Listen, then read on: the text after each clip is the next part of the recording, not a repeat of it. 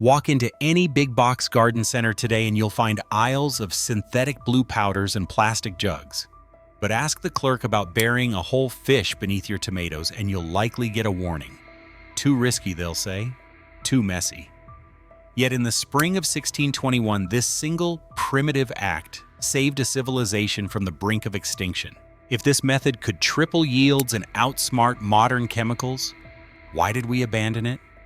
And more importantly, what happens when we bring it back? Picture Plymouth.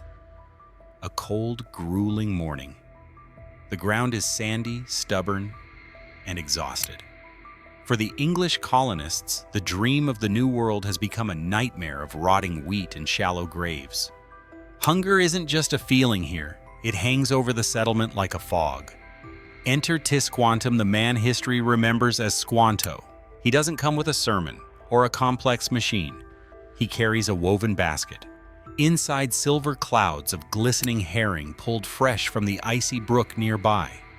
The governor, William Bradford, watches with a skeptic's eye. He sees Squanto kneel. He sees him dig a shallow hole in the lifeless sand and drop a fish into the dark. Then 5 kernels of corn are pressed into the mound. To the English, this looks like a ritual, perhaps even a superstition. In reality, it was a masterclass in biological engineering.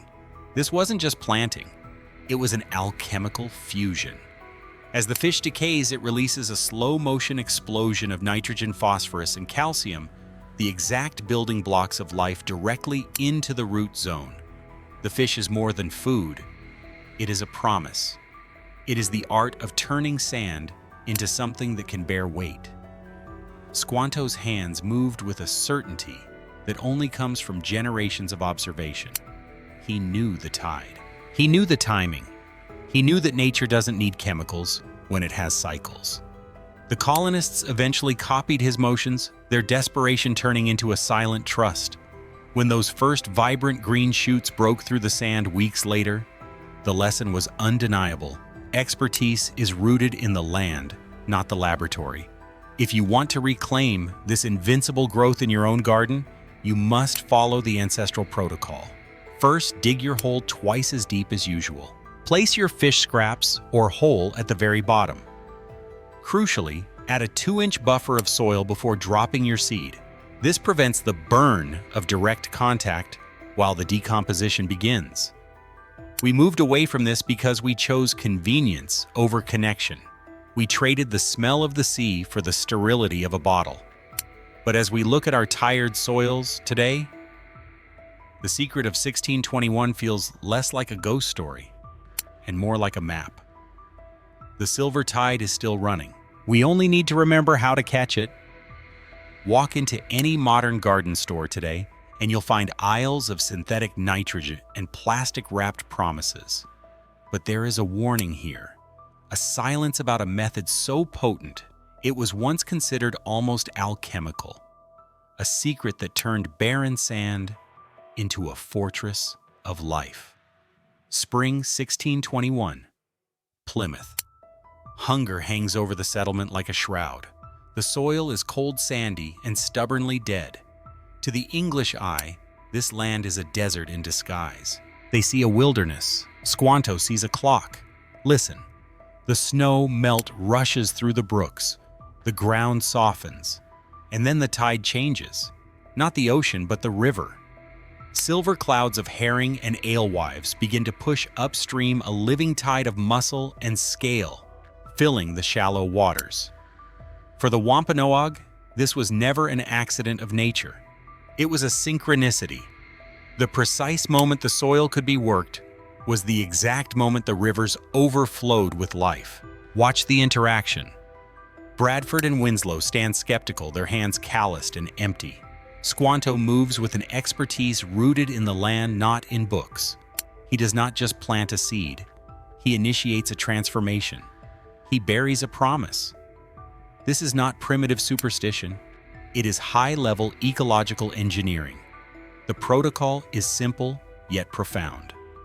First, wait for the first frost to vanish. Collect the glistening herring by hand or woven basket as they peak in April. Dig a mound. Place 3 fish in a triangle. their bodies rich in nitrogen, phosphorus, and calcium. Drop the seeds of corn beans and squash directly above this silver cache. Bury them deep enough to hide the scent from scavengers, but close enough for the roots to drink. As the fish decay, they don't just rot. They dissolve into the earth, releasing a slow-burning fuel that sustains the crop through the heat of summer. It is the perfect closed loop. The fish that fed this people in winter now feeds the soil in spring.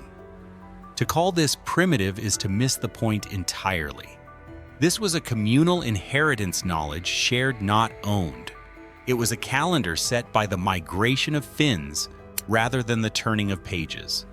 The harvest that followed would be remembered for centuries, not because of the seeds alone, but because of the alchemy of the fish.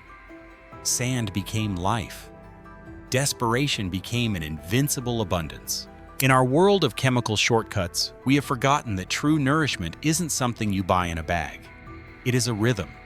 It is the understanding that the earth only gives when you learn to feed it first. Imagine a winter that refuses to end. In the spring of 1621, hunger hung over the Plymouth settlement like a heavy, suffocating fog. The ground was cold, sandy, and seemingly dead. To the starving colonists, the logic of the old world had failed. They were surrounded by resources they didn't understand, waiting for a miracle that wouldn't come from the sky, but from the brook. Then a silent mentor stepped forward, Squanto. He didn't bring gold or complex machinery. He brought a woven basket of glistening herring silver clouds pulled from the living tide. He showed them a ritual that felt almost alchemical, burying a fish beneath a seed. To the skeptical Bradford and Winslow, it looked like a primitive superstition. In reality, it was science rooted in place, refined by centuries of observation. Beneath the surface of every mound, a silent transformation begins. This is the alchemy of the soil in the soil. As the earth warms, the buried fish doesn't just rot, it awakens. The first wave of nourishment comes from the soft tissues, the flesh, the organs, the blood. They are packed with proteins, rich in nitrogen. This isn't a slow trickle.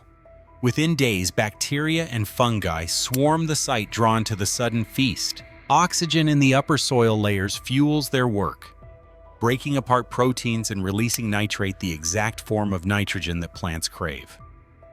For a young seedling, this is a pulse of pure energy.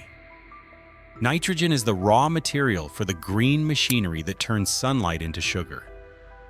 Within the first month, the difference is undeniable. Where the fish lies, the plants surge ahead, thicker stems, deeper colors, and invincible lushness. But this living engine requires precision. To replicate this ancient success, follow the protocol of the land. First, the chop. Chopping the fish increases the surface area for microbes, speeding the release of nutrients right when the plant is hungriest. Second, the depth. Burial must be exact. Too shallow and the ammonia burst will burn the roots or vanish into the air. Too deep and the lack of oxygen stalls the bacteria. You are looking for the aerobic sweet spot, clean, hot, and efficient. Third, the timing. Coordinate your planting with the soil's moisture. In temperate earth, half of that nitrogen becomes available in just 4 weeks, perfectly syncing with the plant's early vegetative surge. This was more than just a technique for survival. It was a cross-cultural exchange that proved expertise is often rooted in the land itself. The fish was more than food. It was a promise. It was the art of turning sand into something that can bear life. Today, we often look for solutions in chemicals and laboratories, forgetting that the most powerful engines of growth are often the ones we've buried and forgotten. Perhaps the secret to our future isn't in discovering something new, but in remembering something ancient. How much more of nature's rhythm have we lost to the noise of the modern world? Walk into any garden center today, and you are met with a wall of plastic, blue crystals, neon liquids, promises of life synthesized in a laboratory. But there is a secret older than the industry itself that turns barren sand into a feast. a secret that once stood between a starving settlement and a forgotten grave. Spring 1621. The Plymouth colonists are desperate. Their English seeds wither in the cold, sandy ground of a new world that refuses to feed them. Hunger hangs over the settlement like a shroud. Then a shadow moves at the edge of the brook. Squanto, a man whose expertise is rooted not in books, but in the land itself. He carries a woven basket of glistening herring silver clouds of fish pulled from the icy water. He does something the colonists find primitive, almost alchemical. He digs a hole, he places the fish, and above it he buries a single seed. To the skeptical eyes of Bradford and Winslow, it looks like a burial. In reality, it is a resurrection. This buried fish acts as a slow-release capsule, but the initial phase is a violent surge of life. A nitrogen pulse. Strong, direct. It powers the seedling through its first fragile weeks, building a sturdy young plant, while the rest of the forest is still waking up. This isn't the work of bottled solutions. This is the chemistry of life unlocked by microbes that have waited millennia for this specific feast. As the seasons shift, so do the plant's needs. Beneath the thickening canopy, the fish begins its slowest, most vital work. As flower buds form and fruit sets, the plant stops craving growth and begins craving structure. It needs minerals, specifically calcium. Without it, the fruit collapses. The base turns black. Blossom end rot, the telltale scar of a plant that grew too fast for its own bones to support. But here, the solution is already waiting underground. Fish bones, dense with calcium and phosphorus. While the flesh of the fish provided the early surge, the bones provide the endurance. As the soil warms, specialized fungi and bacteria colonize the bone fragments. Their work is methodical, aided by the gentle drop in pH and the quiet travel of earthworms. By the 8th week, as the first flowers open, the bones surrender their treasure. Calcium flows from the soil, through the roots, and into the skin of the swelling fruit. The result is a tomato that is firm, well-shaped, and invincible against decay. To replicate this ancient ritual, follow the protocol. First source. Oily whole fish, herring, or alewives are traditional, but scraps will suffice.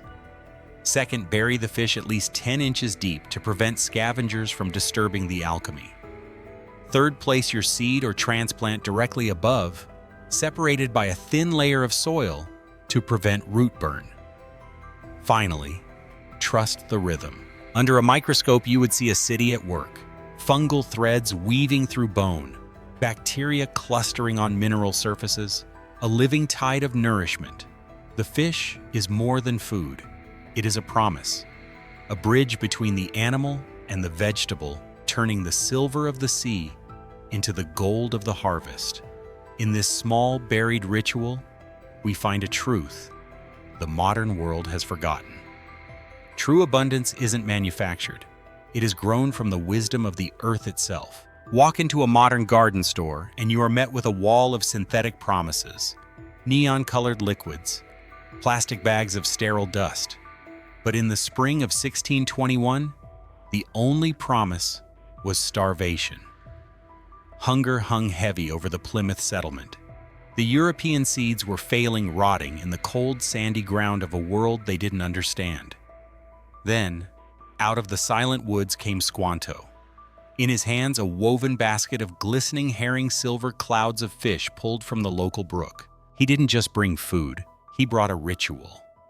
An alchemical fusion of animal life and plant growth that would turn sand into something that can bear life. This is not a primitive relic. It is an invincible biological engine. Unlike synthetic fertilizers that flood the soil and quickly fade, a buried fish acts as a living time-release capsule. It provides nourishment in perfect sync with the plant's changing demands. As the fish breaks down, it offers a staged release of fertility. The flesh provides a quick surge of nitrogen for green growth.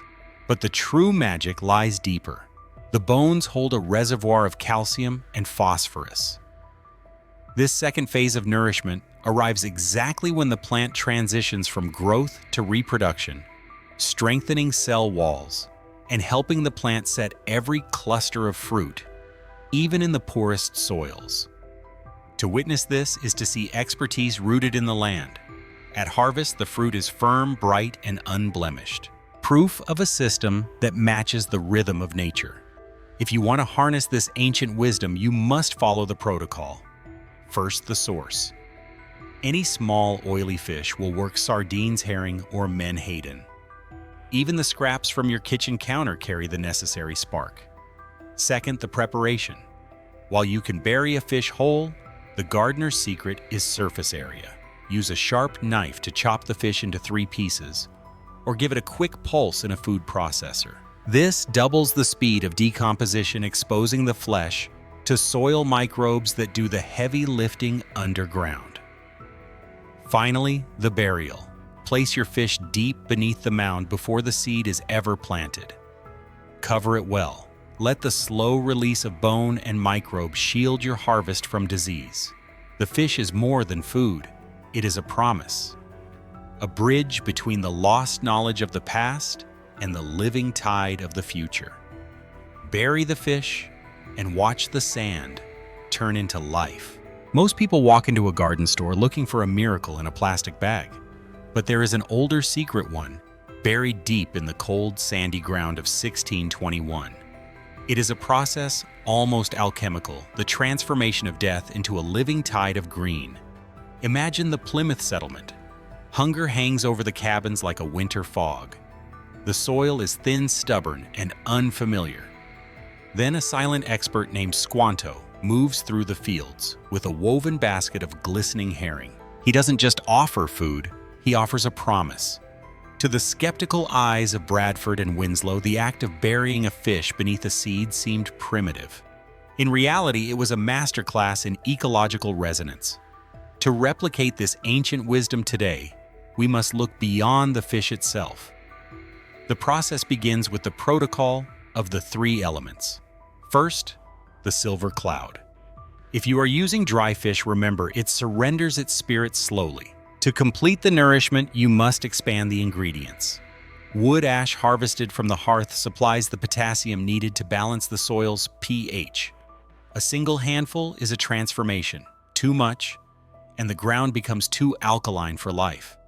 Then comes bone meal, the white dust of the earth. It delivers the phosphorus and calcium that act as insurance against the rot that plagues modern tomatoes. Mix this dust into the bottom of the hole, letting it mingle with the fish in a slow subterranean dance. But nature demands precision.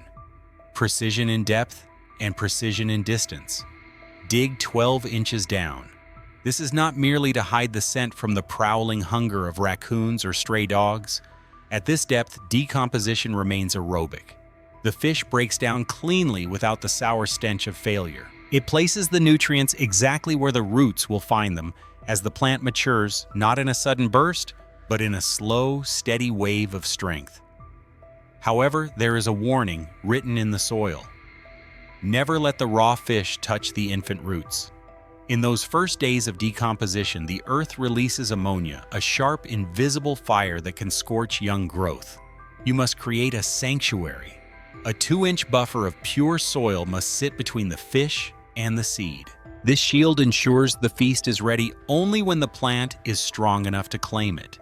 This is more than gardening. It is an exchange. By burying the tide beneath the seed, you aren't just growing food, you are participating in a cycle that turned a starving settlement into an invincible harvest. You are turning sand into life. Walk into any garden center today, and you'll find aisles of synthetic blue granules, clean, sterile promises of life in a plastic bag. But in 1621, the cost of a failed harvest wasn't a trip to the grocery store. It was a shallow grave in the cold, sandy ground of a new world. Hunger hung over the Plymouth settlement like a winter fog, thick and suffocating. The English seeds were failing. The soil was a desert. Then came a silent mentor, Squanto. He didn't bring chemistry, he brought a ritual. a fusion of animal death and plant life that felt almost alchemical to the desperate observers. He showed them silver clouds of herring glistening in the brooks, not just as food for the belly, but as nourishment for the earth itself. To the skeptical Bradford and Winslow, burying a whole fish beneath a seed seemed primitive, but they were watching the transformation of sand into something that could bear life. They were witnessing expertise rooted in the land, a lost knowledge that we are only now beginning to prove with the cold precision of science. Every miracle harvest demands more than folklore. It demands a fair fight. In our modern trial, we've divided the garden. On one side, the blue NPK granules of the industrial age. On the other, the ancient way, the alchemical seed. We're using tomatoes, the ultimate measure of soil fertility, to see if a single sardine can truly outperform a laboratory. If you wish to replicate this ancient ritual, you must follow the precise choreography of the land. First, the burial. Dig 12 inches deep. This is critical. At this depth, the fish decomposes away from the reach of scavengers, sending its nitrogen directly to the deep roots. Place your fish, the silver promise, at the bottom. Next, the buffer. Cover the fish with 2 inches of soil. Never let the tender roots touch the raw carcass immediately. The heat of decomposition is too intense. Then the insurance. Sprinkle a handful of wood ash. Its alkalinity discourages fungal spores and provides the potassium needed for flowering. But be careful, too much can turn the soil hostile. Finally, add a dusting of bone meal. This provides a slow-release reservoir of phosphorus and calcium. It is the cure for the heartbreak of blossom end rot, those soft black scars that ruin a season's work. One warning: nature's rhythms must respect the community. Never bury these amendments near wells or waterways. Nutrients leach. Respect the law and the land in equal measure. With the mound set and the fish buried deep, the engine is primed. This isn't just gardening, it is an act of trust, a bridge between the starving past and a sustainable future. The fish is more than food. It is a promise that even in the poorest sand, life is invincible if you know how to feed the dark. You stand in the aisle of a modern garden store surrounded by neon bags of synthetic salts, promises of instant life in a plastic package. But there is an older alchemy, one that doesn't come with a warning label, but with a story of survival. Imagine the spring of 1621. The ground at Plymouth is cold, sandy, and indifferent. Hunger hangs over the settlement like a shroud. The colonists Bradford and Winslow watch in skeptical silence as a man named Squanto kneels in the dirt. He doesn't offer a lecture, he offers a ritual. In his hand, a woven basket of glistening herring silver clouds pulled from the brook. He buries the fish beneath a seed, turning barren sand into something that can bear life. To the starving, the fish was a promise. To us, it is a question: does this primitive wisdom actually hold up? Or is it just a ghost story of the soil? To find out, we've stripped away the myth and built a head-to-head contest. This is not a demonstration garden. There are no photo ops here. This is a trial of data versus tradition. The layout is a strict checkerboard to eliminate bias. Plots, alternate fish, chemical, fish, chemical. No one end of the bed is favored by the morning shade or the slant of the rain. Before a single seed touched the earth, we mapped the baseline. Nitrogen, phosphorus, potassium, and pH were logged, not guessed. Every variable is locked down. The protocol is absolute. Each plot receives the exact same volume of water delivered via drip lines to prevent the chaos of splash and disease. 2, no compost, no manure, no shortcuts. It is fish and bone meal against industrial salts. Nothing else. 3. We track the life cycle with surgical precision: stem thickness, the timing of the first bloom, and the weight of every single fruit. We aren't looking for a record-breaking harvest. We are looking for the truth. If a seedling fails, it is only replaced if both groups lose a soldier. If a plant yellowers, the rot is recorded, not hidden. By mid-season, the soil is sampled again to see what is happening beneath the surface. to see if the buried fish is truly feeding the plant, or if it's just returning to the tide. Only when the final harvest is weighed and the microbial activity is mapped can we say for sure. Is the fish more than food? Is it truly an invincible expertise rooted in the land? The numbers will tell the story. The earth doesn't lie. Imagine a winter that refuses to end. In 1621, hunger hung over the Plymouth settlement like a shroud. The soil was sandy, primitive, and seemingly invincible to the English seeds brought across the Atlantic. Then a silent expert named Squanto walked into the clearing. He didn't bring complex machinery or chemical salts.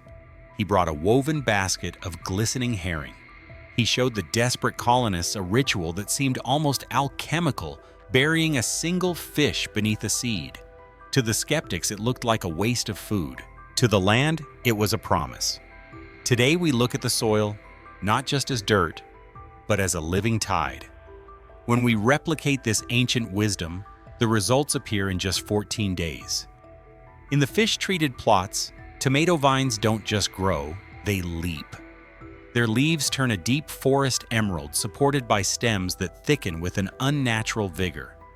While standard chemical fertilizers provide a brief flickering spark, the buried fish offers a steady, rhythmic nourishment. Under the microscope, the difference is staggering. In the chemical rows, the earth is a quiet, lonely place. But where the fish lies decaying, a hidden city wakes up. Bacterial colonies multiply tenfold. Fungal threads weave through the root zone like silver clouds, creating a living web of protozoa and nematodes. This isn't just dirt anymore, it is a biological engine.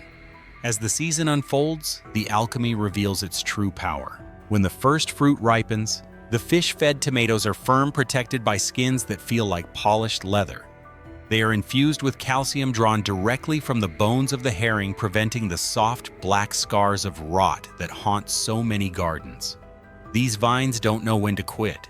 They climb past 6 feet, then 10, pushing toward the sky until the first frost finally claims them.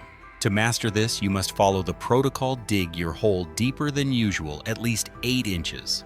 Place 2 or 3 small, oily fish like sardines or herring at the base. Cover them with a thin layer of soil to prevent direct contact with the roots, then plant your seed. This gap allows the microbial army to begin their work before the roots arrive. We spent decades trying to outsmart nature with lab-grown granules, forgetting that the most potent technology is rooted in the land itself. The fish is more than food. It is a bridge between the sea and the harvest. It is the art of turning sand into something that can bear life. Perhaps the old ways weren't primitive after all. Perhaps they were just waiting for us to remember. Walk into any garden center today, you'll see it. Rows of plastic bags filled with a fine blue powder. It's convenient, it's sterile, it's predictable. But 400 years ago, survival didn't come in a bag.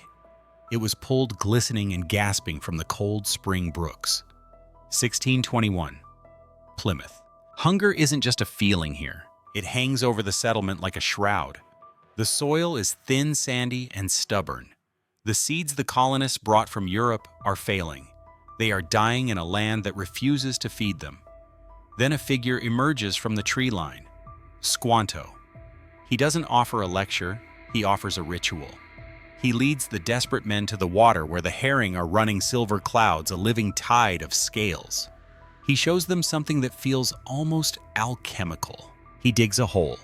He drops in a single raw fish.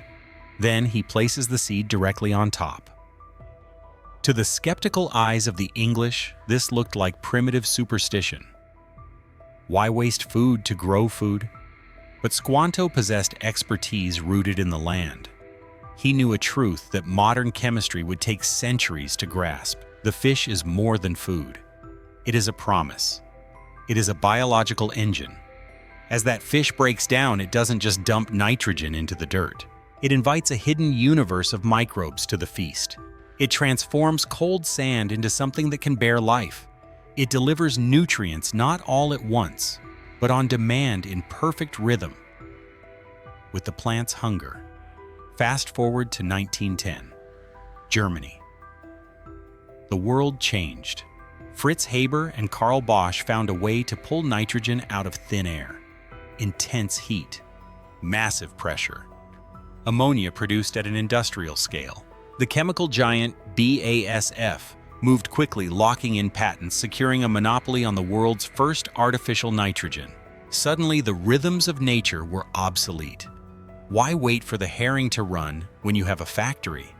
The science seemed unassailable. Nitrogen is nitrogen, whether it comes from a fish or a gas cylinder. But the difference ran deeper than chemistry. The industrial way is a sprint, a quick burst of growth that leaves the soil exhausted and dead. The alchemical way is a legacy. If you want to reclaim this lost knowledge, here is the protocol. First, wait for the soil to wake up in the spring. Timing is everything. Second, source your engine. Fresh, oily fish like herring or menhaden work best. Third, the burial. Dig at least 10 inches deep. This is critical. It prevents scavengers from raiding your garden and ensures the nutrients reach the deep root zone. Finally, plant your heavy feeders, corn, squash, or tomatoes directly above the site. The result? A yield that isn't just bigger but stronger, more fruit, fewer diseases, and a soil that tests richer at the end of the season than when it began. We traded the wisdom of the tide for the convenience of the blue powder, but the secret is still there, buried in the sand, waiting for those who remember that true nourishment cannot be manufactured. Walk into any garden store today and you'll find it. A plastic bag filled with blue crystals. It is clean. It is odorless. It is a miracle of the modern age synthetic nitrogen born from the hiss of a valve and the stroke of a pen. But before the logic of the market took root, before fertility was measured, packaged, and owned, there was a different kind of alchemy. One that didn't come from a factory but from the river. In the early 20th century, we traded biology for chemistry. The Haber-Bosch process allowed us to pull nitrogen from the thin air, turning it into a commodity that could be shipped from Chicago to Fresno without ever rotting. We gained uniformity, but we lost the soul of the soil.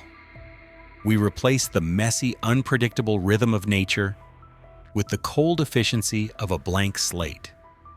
The fish, once the heartbeat of the land, became a logistical headache.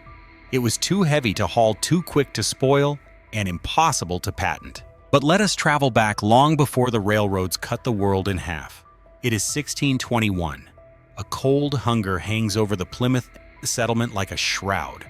The colonists, desperate and skeptical, watch a man named Squanto. He is a silent expert, his movements rooted in a land they do not yet understand. He does not bring bags of salts. He brings a woven basket of glistening herring silver clouds pulled from the brook. He shows them the ritual.